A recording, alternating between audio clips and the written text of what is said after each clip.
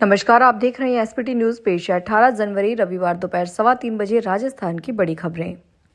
राजस्थान के मुख्यमंत्री भजनलाल शर्मा ने लगभग 2000 करोड़ रुपए की 7 परियोजनाओं और 2 योजनाओं पर चर्चा करते हुए परियोजनाओं और योजनाओं का समयबद्ध क्रियान्वयन करने के निर्देश दिए हैं। श्री शर्मा ने शनिवार को मुख्यमंत्री कार्यालय में आयोजित राज्य उन्नति की प्रथम बैठक में यह निर्देश दिए।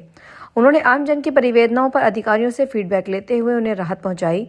उन्होंने जिला कलेक्टरों को निर्देश दिए हैं कि आमजन की परिवेदनाओं की नियमित मॉनिटरिंग करते हुए उनका समय पर निस्तारण सुनिश्चित करने के साथ ही लंबित परिवादों के निस्तारण के लिए नोडल अधिकारी नियुक्त किए जाएं। उन्होंने निर्देश दिए हैं कि राजकीय विभागों और कार्यालयों में आमजन के कार्य पूर्ण पारदर्शिता के साथ किए जाएं।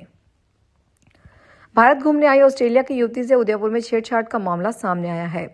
युवती ऑटो से बाहर गई थी, जहां ड्राइवर ने उसके साथ बदसलूकी की। पुलिस ने ऑटो ड्राइवर को गिरफ्तार कर लिया है।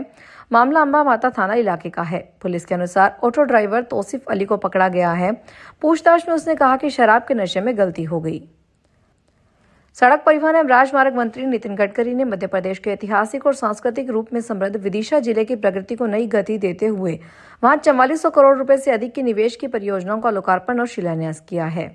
गडकरी ने विदिशा में सड़क संपर्क को बेहतर बनाने के लिए 181 किलोमीटर लंबाई की 8 राष्ट्रीय राजमार्ग परियोजनाओं और 3 ड्राइविंग सेंटरों सहित मुख्यमंत्री डॉक्टर मोहन यादव, केंद्रीय मंत्री शिवराज सिंह चौहान, राज्य के लोक निर्माण विभाग मंत्री राकेश सिंह, सांसदों, विधायकों, अधिकारियों की मौजूदगी में लोकार्पण और शिलान्यास किया।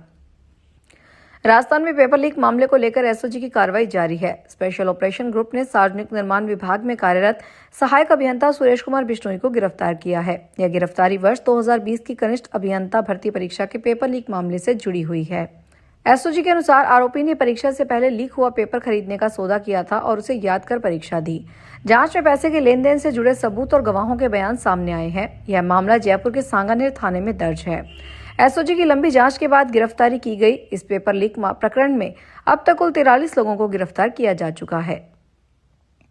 राजस्थान के मुख्यमंत्री भजनलाल शर्मा ने सरपंच को गांव की आवाज और ग्राम पंचायत शासन की पहली सीढ़ी बताते हुए कहा कि पंचायतों को सशक्त होने से ही प्रदेश मजबूत होगा और इसी उद्देश्य के साथ राज्य सरकार प्रधानमंत्री नरेंद्र मोदी के मूल मंत्र सबका साथ सबका विकास को साकार करते हुए गांवों का सशक्तिकरण कर रही है। श्री शर्मा शनिवार को मुख्यमंत्री निवास पर प्रदेश के 7 संभागों की ग्राम पंचायतों के प्रशासकों के साथ संवाद कर रहे थे। उन्होंने कहा कि पंचायतों के सशक्त होने से ही प्रदेश मजबूत होगा, क्योंकि विकास का पथ गांवों से होकर ही गुजरता है। उन्होंने कहा कि सरपंच कोई पद नहीं बल्कि सेवा और संकल्प का माध्यम है। सरपंच वह पहला व्यक्ति होता है जिसके पास गांव का हर नागरिक उम्मीद लेकर आता है। किसान सम्मान निधि, पेंशन, एमएसपी, पेयजल, बिजली, आवास, शौचालय निर्माण, सड़क, स्कूल, आंगनबाड़ी या स्वास्थ्य केंद्र जैसी जरूरतों तथा जन कल्याणकारी योजनाओं के लाभ के लिए गाँव सर्वप्रथम सरपंच की ओर देखता है। राजस्थान के उप मुख्यमंत्री और पर्यटन, कला और संस्कृति मंत्री दिया कुमारी ने शनिवार को यहां प्रसिद्ध जलरंग कलाकार डॉक्टर सुषमा महाजन के कला चित्रों से सुसज्जित 3 दिवसीय मेलोडी ऑफ कलर्स एकल प्रदर्शनी का उद्घाटन किया। दिया कुमारी ने यहां प्रदर्शित डॉक्टर महाजन की 60 जलरंग कृतियों को निहारने और उनका बारीकी से अवलोकन करने के बाद पत्रकारों से कहा कि डॉक्टर महाजन द्वारा तैयार ये कलाकृतियां निश्चित ही उत्कृष्ट है, अद्भुत है। उन्होंने कहा कि ये जल रंगों में साकार होती संवेदनाएं कल्पना से परे है। नेशनल टेस्टिंग एजेंसी की ओर से आयोजित जेईई मेंस जनवरी सेशन प्रवेश परीक्षा के एडमिट कार्ड शनिवार दोपहर जारी कर दिए गए हैं। परीक्षा 21 जनवरी से शुरू हो रही है। Career counselling expert Amit Ahuja ने बताया कि 21 से 29 जनवरी के मध्य पूर्णतः कंप्यूटर बेस्ड 11 शिफ्टों में यह परीक्षा होगी। 21 से 28 जनवरी के मध्य 10 शिफ्टों में बीटेक और 29 जनवरी को एक शिफ्ट में आर्क की परीक्षा होगी। विद्यार्थियों के लिए एडवांस सिटी इंटीमेशन 5 दिन पूर्व जारी कर दिए गए थे। अभी 21, 22, 23 व 24 जनवरी को होने वाली परीक्षाओं के एडमिट कार्ड जारी किए गए हैं। भीलवाड़ा के पूर्व कस्बे में मनरेगा बचाओ आंदोलन के तहत एक दिन का किया गया है। बड़ी संख्या में कार्यकर्ता बजरंगपुरा चौराहे पर इकट्ठा हुए और अनशन के साथ ही विरोध प्रदर्शन किया। धरने को संबोधित करते हुए जिलाध्यक्ष शिवराम खटीक ने कहा कि मनरेगा कानून भारत की रीढ़ की हड्डी है और आम जन के जीवन का आधार है। इसमें संशोधन कर इसे समाप्त करने की कोशिश की जा रही है। कांग्रेस पार्टी सड़क से लेकर सदन तक संघर्ष करेगी और मनरेगा को कमजोर नहीं होने देगी।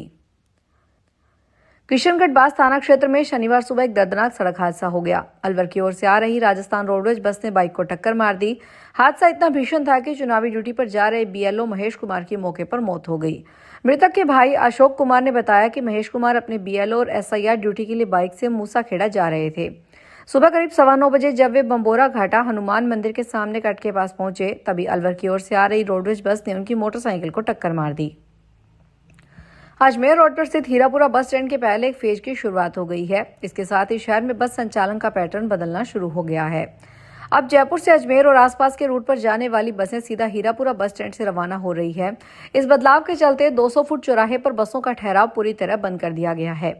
जयपुर विकास प्राधिकरण ने इस बस स्टैंड पर करीब 7 करोड़ रुपए के विकास कार्य करवाए हैं। यह राजस्थान राज्य बस अड्डा विकास प्राधिकरण का पहला ऐसा बस स्टैंड है जहां एक ही परिसर से रोडवेज और प्राइवेट बसों का संचालन किया जा रहा है।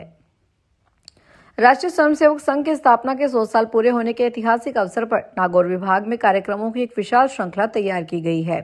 संघ की सांगठनिक दृष्टि से नागौर विभाग के अंतर्गत आने वाले 3 जिलों में रविवार से हिंदू सम्मेलनों का महाअभियान शुरू होगा।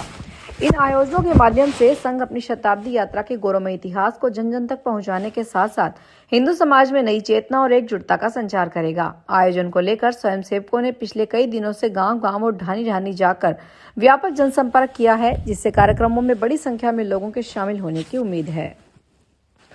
खैरथल तिजारा जिले में टपुकड़ा औद्योगिक क्षेत्र में स्थित होंडा 2 व्हीलर कंपनी परिसर में लेपर्ड का मूवमेंट सामने आया है। लेपर्ड पिछले 3 दिनों से कंपनी परिसर में आ जा रहा है, जिसकी पुष्टि सीसीटीवी फुटेज से हुई है। सूचना मिलने के बाद वन विभाग अलर्ट मोड पर है और अलवर के सरिस्का में ट्रैकुलाइजर टीम बुलाई गई है। वन विभाग ने स्थिति को नियंत्रित करने के लिए कंपनी प्रबंधन और कर्मचारियों को सख्त निर्देश दिए हैं। उन्हें पूरी सावधानी बरतने, खासकर रात के समय अंधेरे में इधर उधर न जाने की सलाह दी गई है। फिलहाल वन विभाग की टीमें और स्थानीय प्रशासन क्षेत्र में सक्रिय है और कंपनी परिसर में सुरक्षा बढ़ा दी गई है। जोधपुर के कुड़ी भक्तासनी थाना अंतर्गत के BHP सेक्टर 8 में एक पिस्तौल और एक जिंदा कारतूस जब्त करने मामले में चौंकाने वाली जानकारी सामने आई है। हथियार के साथ गिरफ्तार युवक ने पुलिस कमिश्नरेट जोधपुर के एक कांस्टेबल की मदद से पिस्तौल और कारतूस खरीदे थे। इसके लिए कांस्टेबल के खाते में 5,000 रुपए ऑनलाइन जमा करवाए गए थे। पुलिस ने युवक और कांस्टेबल सहित 3 जनों को गिरफ्तार किया है। राजस्थान के कोटा जिले में बिजली विभाग के ऑफिस के सामने जमकर हंगामा देखने को मिला। यहां पर मृतक ठेका कर्मी के परिवार वालों और स्थानीय ग्रामीणों ने शव रखकर लगभग 2.5 घंटे तक प्रदर्शन किया। इस दौरान मौके पर पहुंची पुलिस ने प्रदर्शन कर रहे लोगों को समझाने की कोशिश की, लेकिन बात नहीं बनी। वहीं प्रदर्शनकारियों ने बिजली विभाग पर लापरवाही का आरोप लगाते हुए मृतक के परिवार वाले को नौकरी और 50 लाख रुपए की आर्थिक मदद देने की मांग उठाई। यह घटना कोटा ग्रामीण के बपावर कला इलाके से सामने आई है। श्रीगंगानगर कांग्रेस सांसद कुलदीप इंदौरा ने हनुमानगढ़ दौरे के दौरान ग्राम पंचायत पक्का भादवा के मनरेगा कार्यस्थल पर श्रमिकों से मुलाकात कर उनकी समस्याएं सुनी। उन्होंने केंद्र सरकार की नई नीतियों पर नाराजगी जताते हुए कहा कि महात्मा गांधी मनरेगा का नाम बदलकर और जटिल प्रावधान लागू कर मजदूरों के हितों की चोट की जा रही है। सांसद ने कहा कि सीमित बजट और सख्त नियमों के कारण ग्रामीण क्षेत्रों में रोजगार संकट गहराएगा। सरकार द्वारा 125 दिन के काम के दावे को उन्होंने कागजी बताया। उन्होंने चेतावनी दी है कि यदि नीतियों में सुधार नहीं हुआ तो जन आंदोलन किया जाएगा। स्थानीय जनप्रतिनिधियों और महिला श्रमिकों ने भी भुगतान व तकनीकी दिक्कतों की जानकारी दी। फिलहाल खास खबरों में इतना ही। ताजा खबरों की जानकारी के लिए देखते रहिए SBT न्यूज। धन्यवाद। अगर आप भी अपने आसपास की छोटी बड़ी और महत्वपूर्ण खबरों से अपडेट रहना चाहते हैं तो सब्सक्राइब कीजिए हमारे चैनल SBT न्यूज को और प्रेस कीजिए बेल आइकन पर।